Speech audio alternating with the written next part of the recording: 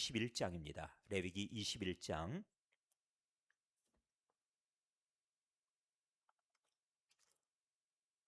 함께 교독하실 텐데요. 1절부터 24절까지 함께 교독합니다. 레위기 21장. 여호와께서 모세에게 이르시되 아론의 자손 제사장들에게 말하여 이르라. 그의 백성 중에서 죽은 자를 만짐으로 말미암아 스스로를 더럽히지 말려니와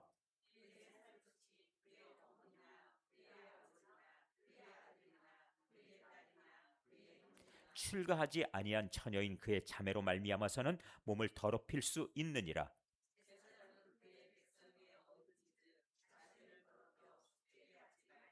제사장들은 머리털을 깎아 대머리 같게 하지 말며 자기의 수염 양쪽을 깎지 말며 살을 베지 말고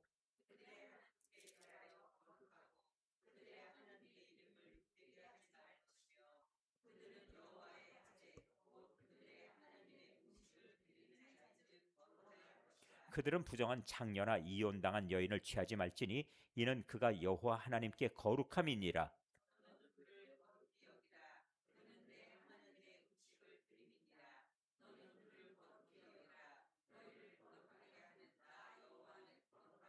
어떤 제사장의 딸이든지 행음하여 자신을 속되게 하면 그의 아버지를 속되게 함이니 그를 불살을 지니라.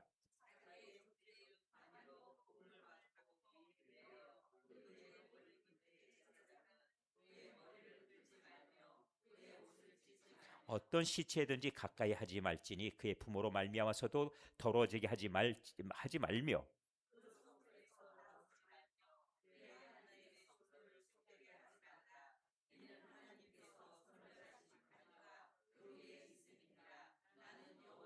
그는 처녀를 데려다가 아내를 삼을지니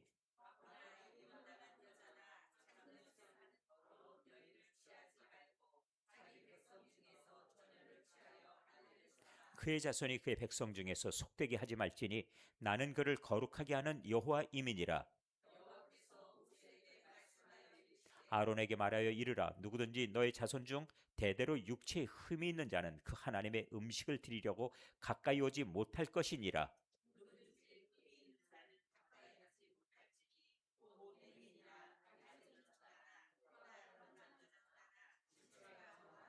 발 부러진 자나 손 부러진 자나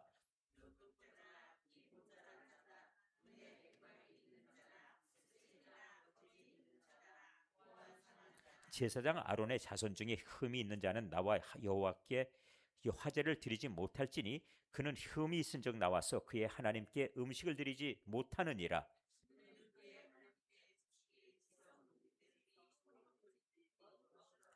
휘장 안에 들어가지 못할 것이요 제단에 가까이 하지 못할지니 이는 그가 흠이 있음이니라. 이와 같이 그가 내 성소를 더럽히지 못할 것은 나는 그들을 거룩하게 하는 여호와임이니라. 이와 같이 모세가 아론과 그의 아들들과 온 이스라엘 자손에게 말하였더라. 아멘. 네, 이제 저희들이 계속해서 보고 있지만은 앞부분에 제사에 대한 내용 그리고 제사장 위임과 제물에 대한 이야기, 사죄의 선언, 대제사장으로서 속죄일 이런 말씀을 16장까지 보셨고 이제는 구체적인 이 세부 사항들 그 내용 가운데 제사장들의 이 행함들 그리고 가정 그리고 결혼 이런 얘기들이 이제 세부 규정으로 나와 있습니다. 오늘 부분은 제사장에 관한 말씀인데요. 자, 오늘 저희들이 말씀을 보시면서 21장에 제일 먼저 주시는 말씀 보도록 합니다. 21장 여호와께서 모세에게 이르시되 아론의 자손 제사장들에게 말하여 이르라. 그의 백성 중에서 죽은 자를 만짐으로 말미암아 스스로를 더럽히지 말려니와. 자, 무엇을 만지지 말라고 했습니까? 시체죠? 죽은 자라고 얘기했어요. 죽은 자, 시체를 만지지 말라. 시체는 만지지 마라. 자, 그러면은 제가 한번 여쭤볼게요. 과거에 교인들이 이런 유언을 했어요. 목사님, 나 죽거들랑 염은 목사님이 해주세요. 그런 유언 많이 했습니다. 기억들 나세요? 그렇게 했어요. 저도 염을 해봤습니다. 제가 신학교 졸업하고 제가 전임 전도사 할 때 목사님이 염을 해주세요. 그래서 저도 마찬가지 전도사 때 옆에서 알코올솜 가지고 닦는 거 그런 걸 해봤어요. 우리 어머니는 전문이었습니다. 염 전문. 그러니까 교회 장례했다 그러면 그 당시에는 모두 예전에 70년대까지는 장례가 거의가 다 집에서 했잖아요. 그렇죠? 그러면 염을 반드시 해야 돼요. 시신을 이 알코올로 다 닦아서 소독을 하고 그리고 나서 이 장례 그다음에 배옷 입히고 하는데 저희 어머니가 여전도 회장을 아주 오래 하셨거든요. 그러니까 여성들 이 돌아가신 성도들은 우리 어머니가 거의 다 염을 해드렸어요. 그래서 아예 그냥 염 전문이었습니다. 그런 정도로 염을 많이 했는데 목사가 염을 하면 될까요? 안 될까요? 아무 생각이 없으십니까? 되겠습니까? 안 되겠습니까? 뭐라고요? 말씀엔 안 될 것 같아요. 그렇습니까? 그런데 한 가지 여기서 우리가 구별하고 가자는 거예요. 목사는 제사장이 아닙니다. 그러면 돼요. 목사는 제사장이 아닙니다. 만일 그렇다면은 목사들이 그동안 염한 사람들은 다 큰일 나게 해요. 그렇지요? 다 큰일 날 거 아니에요. 근데 한국교가 보편적으로 목회자가 다 했어요. 그런 점에서 아니기 때문에 그런 겁니다. 이건 제가 이 전제하고 갈게요. 왜냐하면 뒤에도 아니라고 하는 사실들을 너무나도 많이 나오니까. 그러면 제사장이 아니면 뭐예요? 제사장은 아닙니다. 목사입니다. 이건 기억하세요. 제사장의 사역과 목사의 사역은 다릅니다. 제사장은 주로 무엇 했습니까? 제사장은 주로 뭘 했지요? 매일 양 잡았어요. 매일. 그렇지요? 매일 양 잡았어요. 회막문 앞에서 모든 이 화목제물들은 다 전부 어떻게 해요? 전부 어디로 끌고 와야 됩니까? 회막문 앞으로 끌고 와야죠. 제사장은 상시대기예요. 그리고 번제불은 항상 피워놓습니다. 상번제. 그러니까 가지고 오면은 잡아서 피 이것 받고 그 다음번에 이 번제로 이걸 삼기 위해서 그리고 또한 화목제 제물 이걸 지금 하나님께 제사 드리기 위해서 계속 양을 잡고 가죽 벗기고 이거 해야 됐어요. 그러니까 손에서 칼을 놓을 수가 없어요. 이 양가죽 벗기느라고. 양가죽 벗기는 그 영상을 제가 한번 봤거든요. 그런데 제사장들이 얼마나 양가죽을 잘 벗기는지 몰라요. 왜? 매일 하니까. 그러면 남들이 볼 때 도살업자입니까? 그건 아니지요. 그런데도 불구하고 양을 잘 잡고 양가죽을 그렇게 잘 벗겼어요. 왜? 번제를 하려면은 가죽 벗기고 그 다음에 살을 각을 뜨고 이걸 해야 되니까. 그리고 살을 발라내야 되잖아요. 그러니까 칼 다루는 솜씨가 보통들이 아니었어요. 근데 목사가 양 잡습니까? 아니잖아요. 그러니 그러니 제사장과 목사는 다른 거예요. 사역이 다릅니다. 그런데 제사는 언제 끝났는가 하면 대제사장이신 예수님께서 십자가에서 달리셔서 선언하셨지요. 무엇이라고? 다 이루었다. 이 순간에 제사제도가 끝나요. 완성이 돼버린 겁니다. 그래서 이제는 제사장으로서가 아니에요. 그러면 제사장으로서의 역할은 이제 남아있는 것이 있어요. 그건 무엇이냐면은 주의 아름다운 이름을 널리 선전하고 전파하는 거예요. 그러니까 너희는 왕 같은 제사장이요 하고 말씀하지 않아요? 택하신 족속이요 이렇게 말씀하지요. 그 말씀할 때 이는 하고 베드로후서 2장 9절에 말씀하는 거 보니까 주의 아름다운 이름을 온 땅에 널리 선전하게 하려 하심이라. 그 목적 때문에 제사장의 역할을 여러분들에게도 또 누구에게도 다 하나님께서 그 역할의 몫을 이렇게 이제 남겨주시는 겁니다. 그러니까 제사장 직분은 이제는 예수 그리스도를 통해서 대제사장이신 그를 통해서 완성이 되었다. 그렇게 보시면 돼요. 자, 일단 이것 구별하고 가야 됩니다. 그리고 나서 시체를 만질 수 있냐 없냐? 저는 만져봤을까요? 안 만져봤을까요? 만져봤습니다. 미리 말씀드렸잖아요. 저도 염을 해봤다고. 그리고 임종의 순간에 이런 일도 있어요. 임종 순간에 손을 얹고 기도하고 있는데 기도하는 동안에 아멘 그럴 때 영혼이 떠나간 장면이 있어요. 제가 광성교회 부임해가지고 첫 신방이 바로 중환자실이었어요. 그래서 중환자실에 가서 기도하는데 아산병원에 그 중환자실에서 목사님이 오셨어요. 그러니까 목사님 마지막으로 지금 이제 임종 얼마 안 남았는데 기도해 주세요. 그래서는 손을 얹고 하나님 이 영혼을 귀하게 받아주십시오. 하나님 나라에서 정말 영광 가운데 부활의 그 영광에 이르도록 하나님 기억해 주십시오. 기도하고 예수님 이름으로 기도드립니다. 아멘 하는데 뚜 하더라고요. 있잖아요 이게 이렇게. 그러니까 그 기도가 끝나면서 아멘 할 때 평안하게 영혼이 떠나갔어요. 저는 그 순간을 보면서 느낀 것이 무의식 속에서도 기도를 듣나 보다. 그걸 느꼈어요. 그러면 기도하는데 뚝 그랬으면 이제 뭡니까? 그러면 어떡하죠? 시신이죠? 아, 잘못했네. 이렇게 될까요? 아니지요? 네. 그때 오히려 제가 집사님 평안히 가시고 먼저 가셔서 먼저 평안히 쉬십시오. 우리 다시 만나요. 이렇게 인사를 하게 되잖아요. 자, 이제 보겠습니다. 시체를 만지지 말라 그랬지요. 죽은 자를 만짐으로 말미암아 스스로를 더럽히지 말라 그랬지요. 왜 그랬을까요? 제사 때문에 그런 겁니다. 제사. 하나님은 살아계신 하나님이에요. 하나님은 살아계신 하나님인데 제사 집례자가 자기 자신을 죽음과 연관하여서 제사를 드릴 수가 없기 때문에 그런 거예요. 그러니까 이젠 제사가 끝났기 때문에 이것이 연관돼 있다. 이렇게 보시면 돼요. 자, 그러면은 그의 살부친 그의 어머니나 그의 아버지나 그의 아들이나 그의 딸이나 그의 형제나 출가하지 아니한 처녀인 그의 자매로 말미암아서는 몸을 어떻게 할 수 있다고요? 이게 무슨 뜻입니까? 더럽힐 수 있다는 게 무슨 뜻일까요? 죽은 자를 만질 수 있다. 자, 누구 만질 수 있습니까? 살부치라고 그랬으니까 이건 혈족이죠. 혈족. 혈족인 어머니, 아버지. 그리고 어머니, 아버지 만져도 된다는 거예요. 그 다음번에 또 아들, 딸, 그리고 형제, 또 결혼하지 아니한 처녀인 그의 자매. 결혼한 자매일 경우는 만지지 말라. 왜? 남편이 있다. 그 제사장이 하지 아니한 자매일 경우는 만질 수 있다. 그래서 몸을 더럽힐 수 있다. 자, 몸을 더럽힌다. 이 얘기는 무엇입니까? 이 얘기는 만졌을 때 어떤 일이 있습니까? 만졌을 때 7일 동안 제사를 집례 못하는 거예요. 부정한 즉. 기억하시죠? 그러니까 7일 동안 제사를 못한다 하더라도 혈족을 위해서는 이 장례를 위해 그 시신을 만질 수 있다 하고 허락을 하셨어요. 이건 기억을 해주시면 좋겠습니다. 자, 그런데 우리가 그 밖에는 만지면은 안 되는 겁니다. 그러면 우리가 그 예수님의 비유 가운데 제사장과 레위인이 저 예루살렘에서 여리고로 내려가던 중에 강도를 만난 자, 그 사람을 피해가는 장면을 우린 아시지요?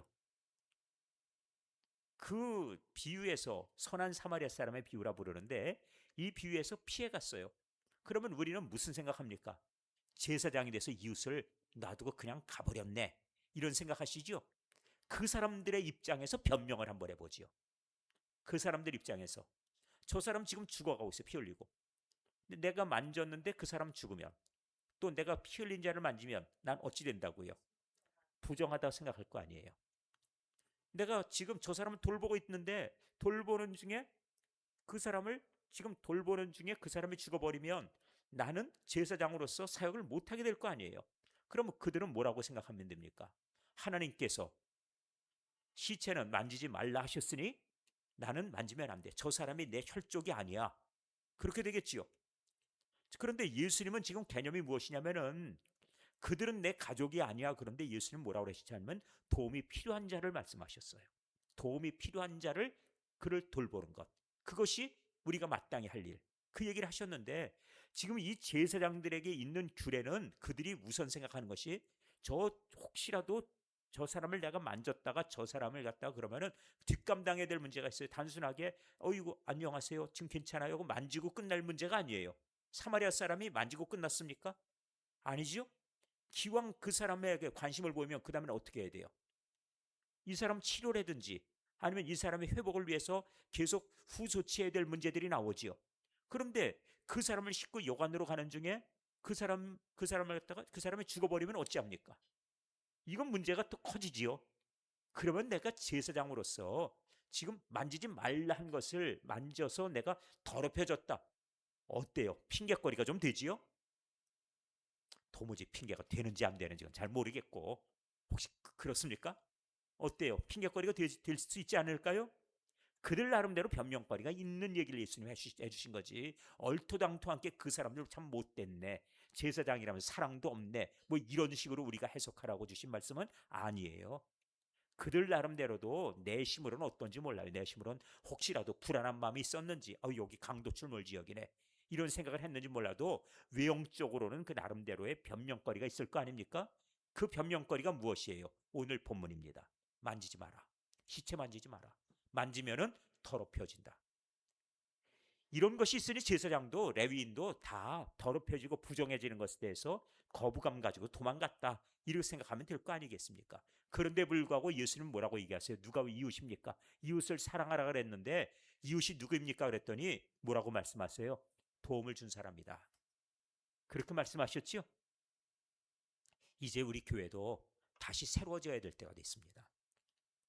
이 도움을 주는데 너무 많은 것들을 따지고 조건이 되는가 안 되는가를 따지는 경우가 많아요.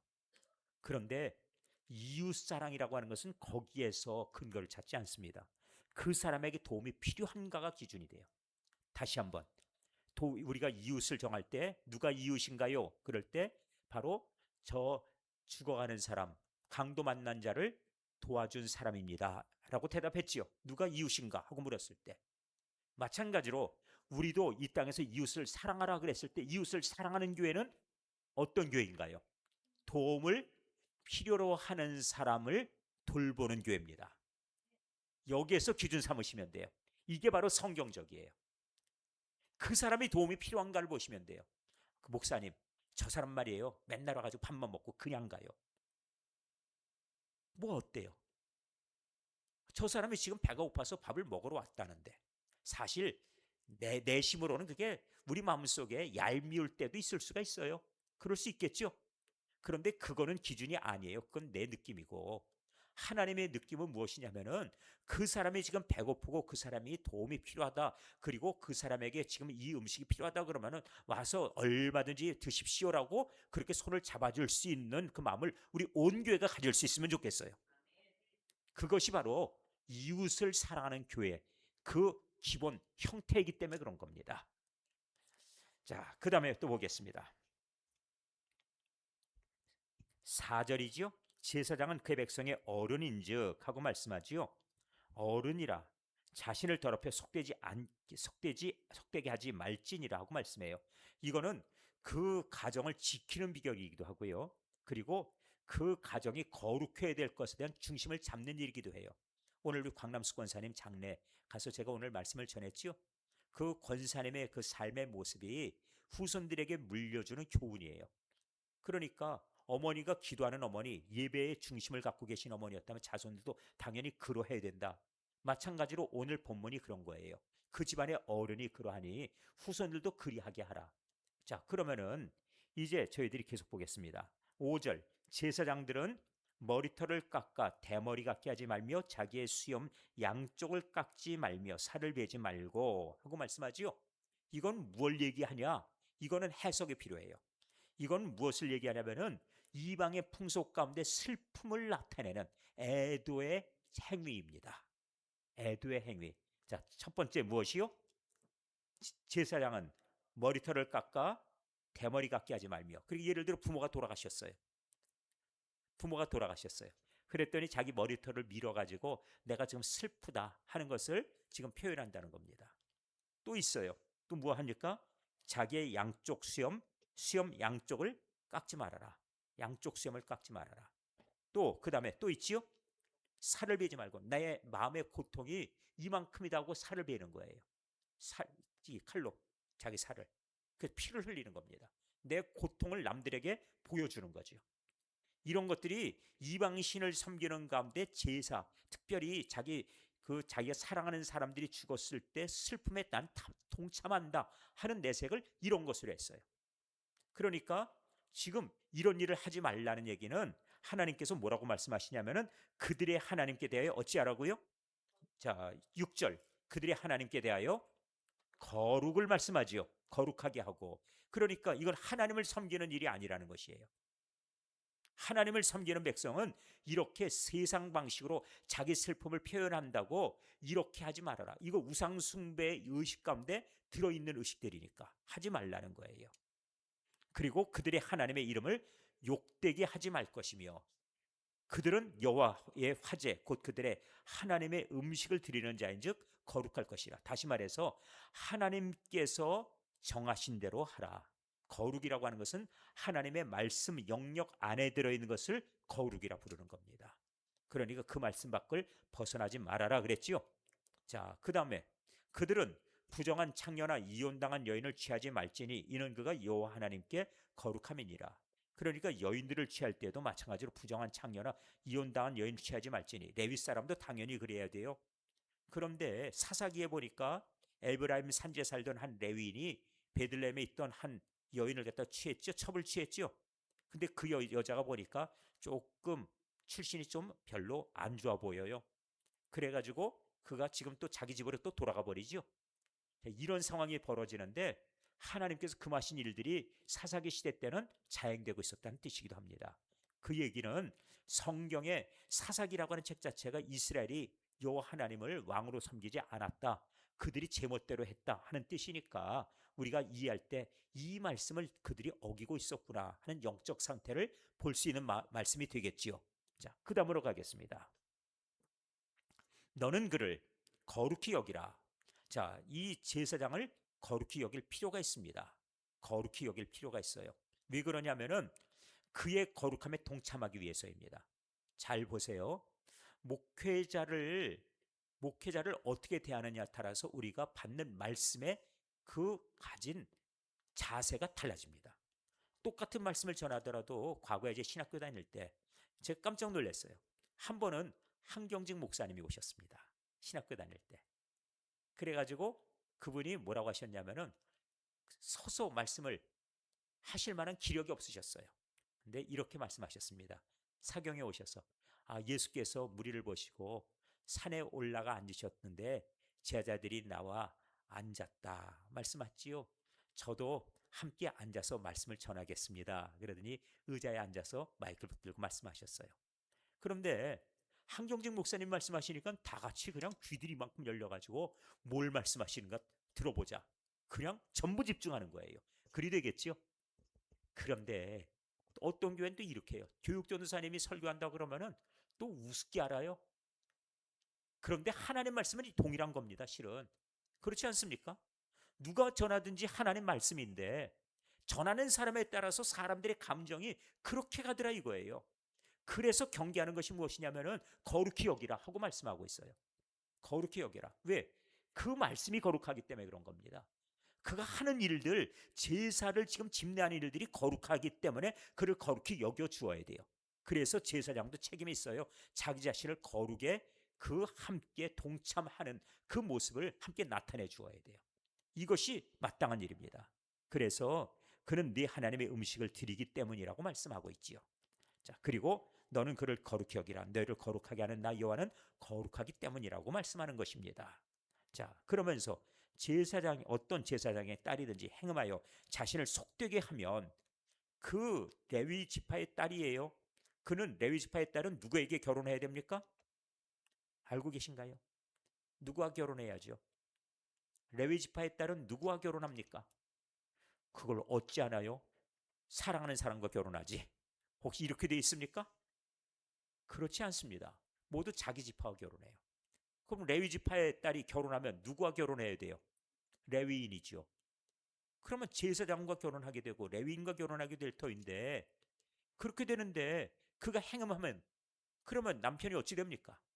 문제가 생기죠? 그래서 주시는 말씀이 엄격합니다. 그래서 행음하여 자신을 속되게 하면 어찌하라고요? 그의 아버지를 속되게 한다. 그의 집안 레위 지파를 속되게 하는 것이에요.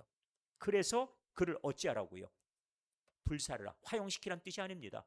돌로 쳐 죽인 다음에 불로 태워 시체 자체를 없애버리란 얘기예요. 이 땅에 흔적을 없애버려라. 왜? 레위 지파의 자손을 낳아야 될 터인데, 그런데 그가 행음했으니 이렇게 엄격하게 명령을 내렸어요. 아주 엄격한 말씀이지요. 레위 지파의 이 가문을 지키라 하는 뜻이 들어있어요. 자, 그 다음에 10절입니다. 자기 형제 중 관유로 부음을 받고 위임되어, 이거 위임식에서 말씀 보셨죠? 이거 8장에서 보신 내용입니다. 관유는 무엇인가 하면 위임식 할 때 쓰는 기름이에요. 그 기름, 그 권세 아래 들어있어요. 관유는 이 감람유로 만듭니다. 그런데 여기에 무엇을 넣냐면은 여기에 넣는 것은 계피, 창포, 육개 이런 것을 넣어서 그것으로 하여서 이 관유를 만들어요. 그러니까 모략 네 가지가 들어갑니다. 모략, 계피, 육계, 창포 네 가지가 들어가요. 감람유로 해서 이 관유를 제조하도록 제조법이 나와 있어요. 그러니까 이렇게 해서 기름을 만들어서 이것을 그의 머리에 붓는 것이 바로 위임식이었죠. 레위기 8장 들은 기억은 있습니까? 아이고, 들은 것도 같고 안 들은 것도 같고, 뭐 그러시다면 뭐 또 감사한 일이고, 또 날마다 나에게 새로운 말씀을 주시는군요. 또 은혜가 넘칩니다. 하실 터이니까. 하여튼 어찌됐든 이 관유가 지금 그에게 있어요. 위임을 했지요, 제사장으로. 자, 이렇게 해서 관유로 부음을 받고 위임되었지요. 그래서 그 예복을 입은 누구입니까? 대제사장은 그의 머리를 이 장례 가운데 어찌하라고요? 풀지 말아라. 그의 옷을 찢지도 말아라. 그 다음에 어떤 시체든지 가까이도 하지 말지니, 이번에 뭐라고 말씀해요? 그의 부모로 말미암아서도 더러지게 하지 말지며 하고 말씀합니다. 아니, 아까는 엄마, 아버지, 형제, 시집까지 하는 자매, 자기 아들, 딸 된다고 그랬는데 왜 안 되지? 무엇이 차이가 있습니까? 아까와 다르지요? 무엇이 차이가 있는지 발견하셨습니까? 찾아내셨나요? 성경은 자세히 들여다보지 않으면 답을 안 해줘요. 자세히 들여다보시면 무엇이 다르지요? 아까와? 무엇이요? 그렇지요. 그겁니다. 아까는 무엇이요? 제사장. 이번엔 그렇지요. 그 차이예요. 대제사장은 무엇이냐면은 한 명이에요. 1년에. 제사장 중에 제비 뽑아서 한 명을 택합니다. 그럼 이 대제사장은 이 하나님께 택함 받은 사람이고, 이 사람은 그 해 속죄일에 들어가서 백성을 위하여서 하나님께 제사해야 되지요. 그러니까 이 대제사장의 경우는 부모가 돌아가셔도 시체 손대지 말라는 것이에요. 어떤 경우에도 시체에는 손대지 마라. 왜냐하면 하나님 앞에 그가 온 민족을 대표해서 나와야 되기 때문이에요. 자, 그러면은 보겠습니다. 레위기 10장에 문제가 생겼습니다. 아론의 아들 가운데 두 사람이 죽임을 당해요. 그들이 제사장 아들들입니다. 아론이 대제사장이에요. 그렇죠? 그런데 아들 둘이 죽었어요. 왜 죽었습니까? 10장 1절. 이들이 자기 향로를 가지고 나와서 하나님께 제사한다고 분양하겠다고 자기 향로를 들고 나왔죠. 여호와께서 허락하지 않은 불이었어요. 그랬더니 거기에서 불이 나와서 그들을 태워 죽였습니다. 자, 아버지 마음에 아들이 넷이에요. 그런데 이 넷 가운데서 엘리에셀과 이다말을 빼놓고 나답과 아비우가 죽어버린 거예요. 아들 넷 가운데 한 자리 한 날 한 자리에서 두 아들이 죽어버렸어요. 그럼 아버지가 슬프지요. 그런데 아론은 대제사장이에요. 뭐라고 얘기합니까? 거기 시체 만지지 마라. 장례 가면 너도 바로 죽일 거다. 이렇게 말씀하세요. 그렇게 말씀하고 넌 가만히 있으라 이거예요. 대신에 어떻게 합니까? 대신 그의 삼촌이 있어요. 그의 삼촌 우시엘입니다. 그런데 우시엘의 아들, 우시엘이니까 삼촌. 자, 한번 보겠습니다. 이 아론의 아버지가 누굽니까? 아론의 아버지. 혹시 성경에 나와 있을까요? 아론의 아버지까지 얘기하라고 그러면 그건 너무 심한 질문 아닙니까? 혹시 그렇게 생각하시나요? 자, 아론은 누구예요?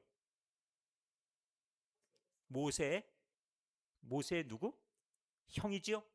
모세의 부모님은 성경에 나와 있는가요? 나와 있습니다. 모세의 아버지는 아므람, 어머니는 요게벳. 네, 이름 들어본 이름입니까? 그렇습니다. 그러면은 아론의 아버지도 역시 아므람입니다. 왜? 형제니까. 저희 부모님이나 우리 형의 부모님이나 똑같아요. 그건 잘 알고 계시죠? 그러니까 같은 부모님이에요. 그래서 아므람의 동생쯤 될 겁니다. 이 우시엘이라고 하는 삼촌이 있어요.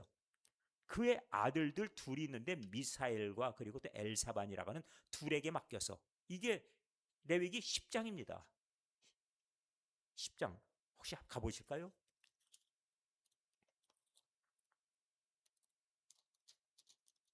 10장 4절. 모세가 아론의 삼촌 우시엘의 아들이니까 사촌들이지요. 그렇죠? 네, 삼촌이라고 그러면은 지금 자기 아버지의 동생이에요.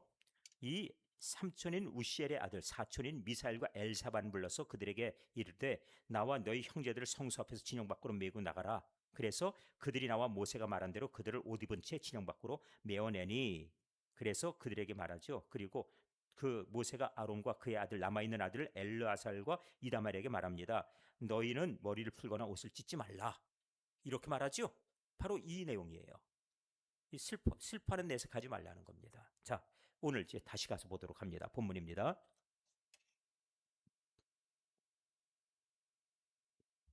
대제사장의 경우에요. 자, 어디 나와 있었죠? 10절에 그의 복을 입은 대제사장은 그렇게 나오죠. 아까 말씀한 대로 그의 머리 풀지 말며 그의 옷을 찢지 말며 동일하지요. 지금 이렇게 왜? 이 대제사장의 이 계보를 이어갈 집안이라서 그래요. 그러니까 슬퍼하는 내색하지 말아라. 그 이유가 무엇입니까? 그 이유는 어떤 시체이든지 가까이 하지 말지니 그의 부모로 말미암아서도 더러워지게 하지 말며 그의 성소에서 나오지 말며 성소에서 나온다는 얘기는 무엇인가 하면은 그의 사역을 놓는 순간이 없게 하라는 얘기예요. 그러니까 온 백성을 대표해서 하나님을 대면하고 백성의 이 죄를 위해서 하나님 앞에 죄를 가지고 들어가서 사죄의 간구를 드리고 속죄의 간구를 드리고 사죄의 선언을 가지고 나와서 그 말씀을 전해야 돼요. 거기까지 끝내야지 대제사장의 사역이 끝나는 겁니다. 그러니까 제사장은 자기 살부치의 경우는 허용됐지만 대제사장의 경우는 허용이 안 됐습니다. 저도 부모님이 있습니다. 저도 저희 아버님은 돌아가셨고 저희 어머님은 아직 생존해 계시고 건강하십니다. 그런데 저희 아버님의 장례식에 참여를 못했어요. 제가. 그래서 제 마음속에 우리 아버님 장례식을 어떻게 진행했는지 제가 현장에 있질 못해서 모르겠습니다. 참 안타까운 일이에요. 저희 아버님의 장례 오로지 발인하는 날 그 하루인데 그날 그 한 달 전부터 제가 CTS 방송국에서 제가 목사님들 상대로 강의가 있었어요. 특강이. 그래서 한 달 전부터 CTS 방송국에서 목사님 전국에 있는 목사님들 모집한다. 그리고 강사 김정현 목사 그래가지고 광고가 한 달 전부터 계속 방송국에서 나왔어요. 그런데 발인하는 날 딱 우리 아버님 장례식 오고 날짜가 딱 맞아버렸어요. 제가 어떻게 하면 좋겠습니까? 사실 인간적인 마음이야. 장례식이 있어야죠. 그런데 그날 강사가 저 혼자예요. 그리고 전국에서 어쨌든 목사님들이 그 특강을 들으려고 신청하고 오는 사람들이 300명이래요. 그러니 어떻게 해요? 그래서 그 공개홀에 가보니까 목사님들이 가득하게 모였더라고요. 그 홀에 가득하게. 강의를 했어요. 그런데 제 마음속에 그래요. 목회자는 하나님께서 명하시는 대로 사는 것이 목회자의 삶이다. 전 그걸 경험했어요. 개인적인 감정, 이 아론의 입장에서도 아들들의 죽음 슬프고 그리고 그 문제에 대해서 당연히 아버지도 슬퍼하고 싶은 마음, 당연히 장래를 위해서 아버지로서 해야 될 역할들 그 생각이 있을 거예요. 하나님께서 뭐라고 하시냐면은 거기 가지 마라. 맡겨라. 그리고 거기 동참하게 되면 너도 죽을 것이다. 이렇게 말씀하셨어요. 왜? 내가 거룩한즉. 그러니 그 일에 대해서 너는 아무 얘기하지 마라. 그거예요. 그래서 모세가 그렇게 대신 사촌들에게 맡겨버리고 말아요. 이렇게 일이 진행됩니다. 자, 그러면은 이제 오늘 또다시 이제 말씀 보도록 하겠습니다. 자, 부모로 말미암아서도 더러지게 하지 말라. 성소에서 나오지 말며 하나님 성소를 속되게 하지 말라. 그러니까 그래 들락날락하지 말라는 뜻이지요. 그 다음번에 이는 하나님께서 성별하신 관유가 그 위에 있음이니라. 대제사장으로 머리에 기름을 부었으니까. 그러니 나는 여호와니라 말씀합니다. 13절 그런 처녀를 데려다가 아내를 삼을지니 그 대제사장은 처녀를 데려다 결혼하라 그랬다고 또 목사님들 중에 또 중간에 또 이렇게 상처하시는 분들이 있어요. 그분들이 뭐냐면 나는 레위기 21장 13절을 내가 읽었는데 처녀와 결혼해야 됩니다. 하시는 분들이 있어요. 이것도 정신 나간 일입니다. 왜? 제가 아까 서두에 뭐라고 그랬어요? 목사님은 제사장이 아니다. 제사장이 아니다. 이런 거 갖다 대는 수가 있어요. 그것도 아닙니다.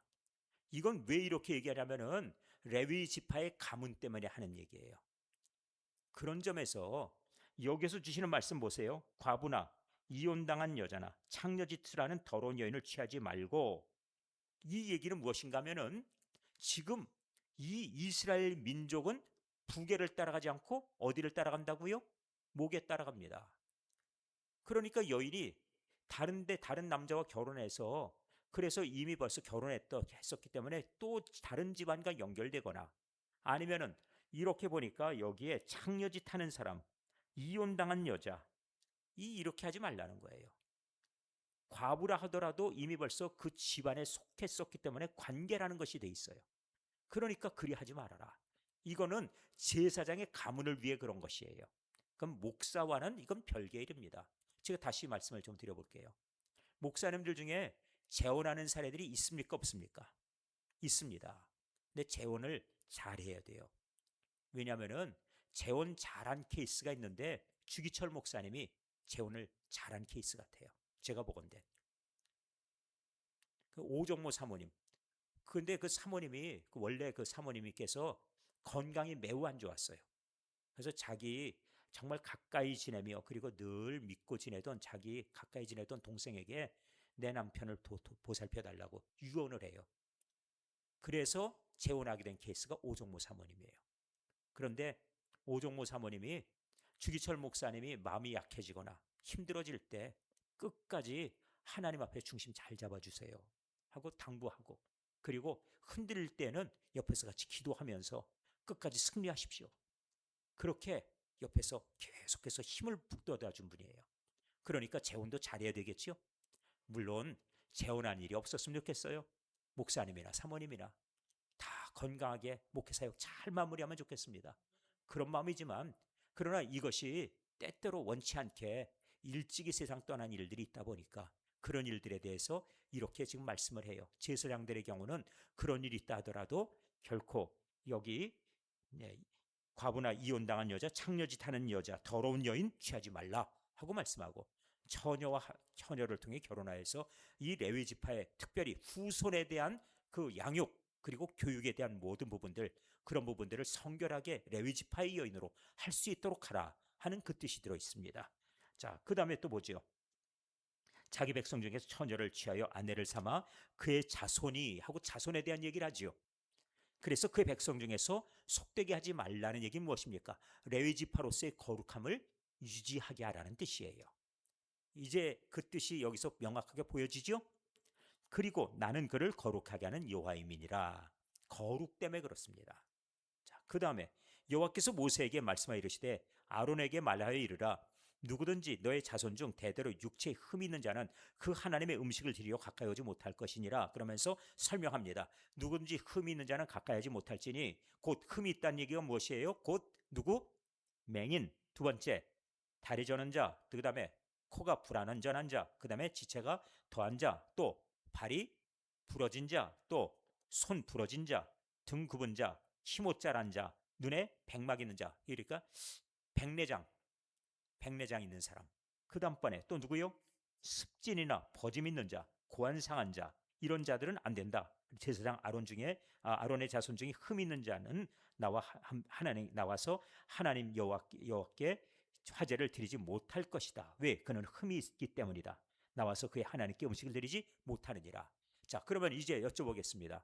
목사님들은 앞을 못 보는 맹인 혹은 발을 저는 사람 될까요? 안 될까요?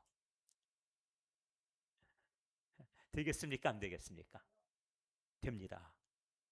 우리 신학교 다닐 때 우리 같이 입학했던 친구가인데 전희원 전도사, 이제 결혼해가지고 얼마 지나지 않아서 이제 신학교 다니다가 중간에 결혼하고 그 다음번에 미국으로 유학을 갔어요. 그런데 앞을 못 봤습니다. 그런데 그 신학교 오기 전에 뭘 했냐면 안마사를 했어요. 그래가지고 저를 갖다 붙들어가지고, 예, 저를 갖다가 안마를 해준다고 그러더니 여기 눌러보고 저기 눌러보고 그러면서 건강하네. 맥이 대단해. 맥이 좋아요. 젊으니까. 그렇죠? 그런데 앞을 못 봐도 목회자가 될 수 있습니다. 제 친구가 30대 중반에 세상을 떠났어요. 결혼하고 얼마 지나지 않아서. 예, 강승문 목사라고. 저하고 신학교 다닐 때 기숙사에서 같이 매일 같이 어울리던 친구인데 아주 똑똑했어요. 부산대학교 철학과 나와가지고 클래식에 정통했고 부산대 합창단을 지휘를 했어요. 그래서 아주 음악에 대해 아주 조예가 깊은 친구였거든요. 그런데 이 친구가 갑자기 세상을 떠났어요. 근데 다리를 절었습니다. 그 다리를 절어도 목회자가 될 수 있어요. 근데 다리를 저니까 정상적인 목회 사역보다는 기관 사역을 했어요. 대한기독교소회라고. 혹시 들어보셨어요? 찬송가 찍어내는 대한기독교소회. 아십니까? 잘 모르세요? 우리 찬송가에 보면 대한기독교소회라고 써 있는 찬송가가 많을 거예요. 예, 얼마 전에 제 동생이 거기 대한기독교소회 사장으로 취임을 했어요. 그런데 어찌됐든 우리 친구가 거기 일하고 있던 중에 이 건강상 세상을 떠났습니다. 그러니까 다리를 절어도 마찬가지로 예, 목사가 될 수 있습니다. 그 이유는 무엇이요? 목사는 무엇이 아니다? 제사장이 아니다. 그러나 정신은 유지해야 돼요. 무엇입니까? 거룩함입니다. 하나님의 말씀을 전해야 되니까. 이거는 유지하고 가라는 얘기예요. 그 다음에 보겠습니다. 그 다음 22절이지요. 그는 그의 하나님의 음식이 지성물이든지 성물이든지 먹을 것이나. 그러니까 제사장으로서 먹을 수 있는 음식들이 있지요. 허락된 것, 지성물 가운데서도 제사장에 허락된 음식이 있어요. 또 그 밖에 성물에서도 먹을 수 있도록 허용된 것이 있지요. 그러니까 그것을 제사장에게 이건 돌리라 하는 것들이 있어요. 그것을 먹으라 하고 얘기해요. 그러나 그 음식 가지고 휘장 안에는 들어가지 못한다. 그가 먹는 것과 휘장은 어디예요? 지성소 아니죠? 안에 가지고 들어가서 먹을 수 없다. 이곳은 하나님과 만나는 자리예요. 그건 기억해 두시면 좋겠습니다. 그러면 우리가 이런 마음은 가지면 좋겠어요. 예배 시간에 음식물은 가능하면 안 들고 들어오면 좋겠습니다. 왜? 여기서 하나님께 예배하는 가운데 음식을 먹고 있는 건 그건 좋지 않아요. 아버지가 말씀하고 있는데 뭐 간식 들고 와가지고 꼭 이렇게 먹고 있으면 아버지도 야 내가 말하는데 너 뭐하냐 이러실 것 같은데 하나님 말씀하시는데 우리가 혹시라도 정말 귀한 분들하고 내가 존경하는 분 만나서 대화하는 중에 그 먹을 거 싸들고 가서 그 앞에서 치킨 뜯고 그러진 않지요. 그러니까 그건 우리들이 알아서 그건 판단할 만한 문제예요. 하나님 앞에 들어갈 때 지성소나 이 지성소에 들어갈 때는 지성소나 성소에서 우리가 먹도록 허용된 것들이 지성물이나 성물 가운데서라도 이 안에 가지고 들어와서는 먹지 말아라 하고 말씀하고 있어요. 그러면서 제단에 가까이 하지 못할지니 제단은 무엇이냐면 피를 뿌리는 자리예요. 그래서 그 법궤 제단이 있죠. 피를 뿌리고 그리고 법궤 천사들이 그룹들이 이렇게 서로 마주보고 있는 그 제단 거기서는 먹지 말아라. 이렇게 말씀합니다. 제단에 가까이 하지 못할지니 이는 그가 흠이 있음이니라. 이렇게 말씀합니다. 그러니까 그렇게 하면 흠이 된다는 말씀이에요. 이와 같이 그가 내 성소를 더럽히지 못할 것은 성소, 하나님께서 성소라 말씀하셨습니다. 그 자리는 하나님과 만나는 자리예요. 그래서 교회가 다른 일반적인 건물들과 다른 곳입니다. 여기는 예배 드리는 목적을 위해서 쓰임받는 자리니까 그래요. 여기가 교회가 아니었을 땐 상관없어요. 그렇지만 교회가 되고 나면은 그러면은 이 자리는 거룩한 곳이 되는 겁니다. 자, 이 물건은 마이크죠? 이 물건은 거룩한 물건입니까? 아닙니까? 이거 빌려가 가지고 집에서 노래방 하면 되겠어요? 안 되겠어요? 안 됩니다. 왜? 이거는 하나님께 예배하는 데 쓰려고 저희들이 장만한 것이니까. 그거는 기억해 두시면 좋아요. 그런데 생산될 때 그런 목적으로 생산됐을까요? 그건 아니에요. 일반 제품이에요. 그런데 하나님께 예배를 위해서 이것이 우리가 사용하려고 이것을 우리가 구별한 이상은 거룩한 물건이 되는 겁니다. 이 건물이 혹시라도 나중에 우리들이 이제 우리 교인들이 더 많아져 가지고 예배를 우리 다른 곳에 드립시다. 그리고 여기를 우리 아가들 무슨 뭐 아이들의 무슨 특별히 여기에 우리 PC방을 만들어서 어린이들 뭐 그런 어린이들 공간이 있잖아요. 음? 뭐 그런 것도 생각할 수 있겠죠. 여기서 뭐 아니면 드럼 같은 거 막 두드려도 좋습니다. 그러면서 그렇게 만들 수도 있겠죠. 그때가 되면 상관없어요. 목적이 그렇게 되면. 그러나 그러기 전까지는 여기는 어디예요? 예배당입니다. 하나님께 예배하는 곳. 그렇다면은 우리가 이 장소에 대해서 예배 정신을 갖고 있는 게 좋겠어요. 그래서 부득이하게라면 몰라도 예배 시간에 커피 같은 거 들고 들어오지 않으면 좋겠어요. 여기는 친구들과 담소하는 자리도 아니고 그리고 커피 한 잔 마시면서 그냥 여유 잡는 자리도 아니에요. 휴식의 공간이 아니기 때문에 그래요. 예배 1시간 그 시간만은 조금 더 집중을 해주면 좋겠습니다. 그것이 우리의 자세란 얘기죠. 여기 성소에 특별히 이 지성소 안에 들어갈 때 이 제사장의 마음가짐이 어땠는가? 우리들은 바로 그런 마음가짐, 거룩함이라고 하는 것을 강조하고 있습니다. 자, 그 다음에 또 보겠습니다. 24절입니다.